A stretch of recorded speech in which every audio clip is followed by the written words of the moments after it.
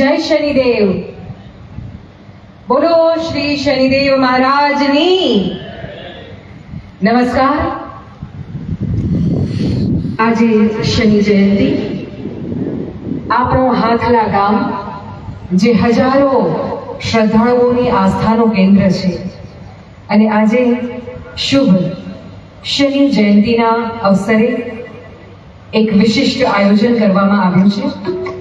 આજના સમારોહમાં આપ સૌનું ખૂબ ખૂબ સ્વાગત છે। જિલ્લા વહીવટીતંત્ર દેવભૂમિ દ્વારકા, ગુજરાત સરકારના પ્રવાસન વિભાગ અને સાથે જ રમતગમત તેમજ યુવા અને સાંસ્કૃતિક પ્રવૃત્તિઓ વિભાગના સંયુક્ત ઉપક્રમે આજે હાથલા ગામે શનિ જયંતી નિમિત્તે એક ભવ્ય સાંસ્કૃતિક કાર્યક્રમનું આયોજન કરવામાં આવ્યું છે, જેમાં આપ સૌનું ખૂબ ખૂબ સ્વાગત કરીએ છીએ। આપણે સૌ જાણીએ છીએ કે આપણું ગુજરાત એ સૌભાગ્યશીલ રાજ્ય છે કે જેની પાસે અફાટ દરિયો પણ છે, રણ પણ છે, જંગલો પણ છે, પર્વતો પણ છે। તો સાથે સાથે આપણી સંસ્કૃતિની જે સોડમ છે એ આ બધા જ વિસ્તારોમાં વહેંકે છે। અલગ અલગ ભૌગોલિક વિસ્તારમાં જઈએ ત્યાંની એક નોખી જ સાંસ્કૃતિક સુવાસ આપણને અનુભવવા મળે છે।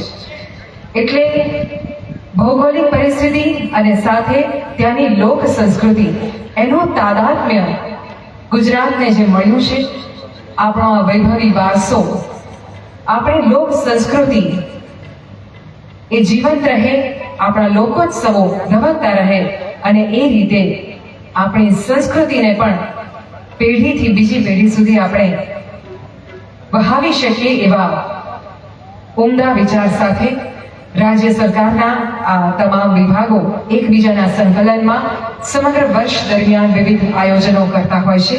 આપણે સૌ જાણીએ છીએ કે દેવભૂમિ દ્વારકા જિલ્લો તો એવો છે કે જ્યાં સ્વયં ભગવાન દ્વારકાધીશ વિરાજમાન છે। એમના સદાય રખોપા આપણા માથા ઉપર છે, ત્યારે એમના આશીર્વાદથી આ જિલ્લાની અંદર અલગ અલગ પ્રકારની પ્રવાસન પ્રવૃત્તિઓ અને સાંસ્કૃતિક પ્રવૃત્તિઓ સમગ્ર વર્ષ દરમિયાન ચાલતી હોય છે। અને આજે જ્યારે શનિદેવની જન્મ જયંતિ છે, એમ કહેવાય છે કે ઋષિ મુગ્ધને પોતાનું જે તપ કર્યું એ તપના પુણ્ય પ્રભાવે પ્રસન્ન થઈને ભગવાન શનિ મહારાજ સ્વયં હાથી પર સવાર થઈને અહીંયા આવ્યા, અહીંયા એમની મૂર્તિની સ્થાપના કરાઈ અને એટલા માટે આ ગામનું નામ પણ હાથલા ગામ પડ્યું છે। હાથલા ગામ એ હવે શનિદેવના લીધે તો પ્રસિદ્ધ છે જ, પરંતુ આજથી અહીંયા એક નવી શરૂઆત થઈ રહી છે।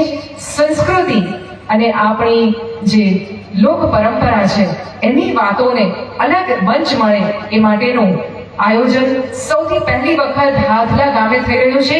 એકવાર ખૂબ તાળીઓ થવી જોઈએ, આપણે આ નવી શરૂઆતને વધાવીએ। ધન્યવાદ। અને આ બધું જ આયોજન જેમના માર્ગદર્શનમાં કરવામાં આવ્યું છે એ છે આપણા જ આ વિસ્તારના નેતા માનનીય મંત્રી શ્રી મોહનભાઈ બેરા। તેમના માર્ગદર્શનમાં આ સમગ્ર આયોજન કરવામાં આવ્યું છે। ભવ્ય ડાયરાનો કાર્યક્રમ લોક સંસ્કૃતિને ઉજવવાની છે આપણે, ત્યારે એવા સ્વનામધન્ય કલાકારો આજે આપણને એવી વાતો લઈને આવવાના છે કે જે આપણને આપણા મૂલ્યો સાથે જોડે, આપણા સંસ્કારો સાથે જોડે, આપણા ધર્મ સાથે જોડે, આપણી દેશભક્તિ સાથે, આપણી માતૃભૂમિ સાથે આપણને જોડી રાખે એવી વાતોનો આખો રસથાળ લઈને આજે ડાયરો યોજાવાનો છે। ત્યારે ફરી એકવાર અહીંયા બેઠેલા આપ સૌ અધિકારીશ્રીઓને પણ અમે આવકારીએ છીએ, સાથે જ ફરી એક વખત અત્રે પધારેલા સૌનું સ્વાગત કરીએ છીએ। પાછળ પણ હજી જે લોકો મંદિરની આસપાસ ઊભા છે તેમને વિનંતી, અહીંયા ભવ્ય સાંસ્કૃતિક કાર્યક્રમનું આયોજન કરવામાં આવ્યું છે। ઝડપથી આ મંડપમાં પધારશો, કારણ કે ખૂબ ઉત્તમ વાતો કે જે આપણને સાંભળીએ ત્યારે આપણને પણ એક અલગ જ પ્રકારની ખુમારી જાગે, આપણને આપણી ધરતીનું ગૌરવ થાય, આપણને આપણા ધર્મનું ગૌરવ થાય, આપણને સનાતન સંસ્કૃતિનું ગૌરવ થાય, એવી વાતો લઈને આજે આ કલાકારો અહીંયા આવ્યા છે. ત્યારે ફરી એકવાર આપ સૌનું ખૂબ ખૂબ સ્વાગત કરીએ છીએ અને આપ સૌની તાળીઓના ગડગડાટ વચ્ચે આમંત્રિત કરીએ છીએ ન ફક્ત ગુજરાતનું ઘરેણું પરંતુ જેમણે પોતાની કલાના માધ્યમથી, પોતાના સુરીલા અવાજથી દેશ અને દુનિયામાં પોતાનું, ગુજરાતનું અને આપણી સંસ્કૃતિનું નામ રોશન કર્યું છે એવા કલાકાર શ્રી મયુર દવે અને તેમની ટીમ. ખૂબ તાળીઓ સાથે પહેલા આપણે એમની ટીમને વધાવીએ અને જ્યારે શ્રી મયુરભાઈ દવે એમનો કંઠ, એનો જાદુ તો આપણે જાણીશું જ. ખૂબ જ નાની ઉંમરથી જ આ ક્ષેત્રમાં આવ્યા અને એમણે જે સિદ્ધ હસ્ત કલાકાર કહી શકાય એવા ખૂબ તાળીઓ સાથે આમંત્રિત કરીએ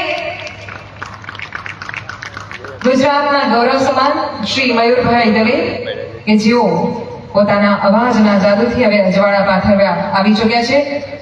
ભગવાન શનિદેવની આ પવિત્ર ભૂમિ એવા હાથલામાં મયુરભાઈ આપનું ખૂબ ખૂબ સ્વાગત કરીએ છીએ. ગુજરાત સરકારના વિભાગ વતી અને જિલ્લા વહીવટીતંત્ર વતી પણ આપનું અને સમગ્ર કલાકાર ટીમનું ખૂબ ખૂબ સ્વાગત. હવે આ મંચ આપણે એમને સોંપીશું. આવો માણીએ સરસ મજાનો લોક સંગીત અને આ ડાયરાની રજૂઆત શ્રી મયુર દવે અને તેમની ટીમ દ્વારા.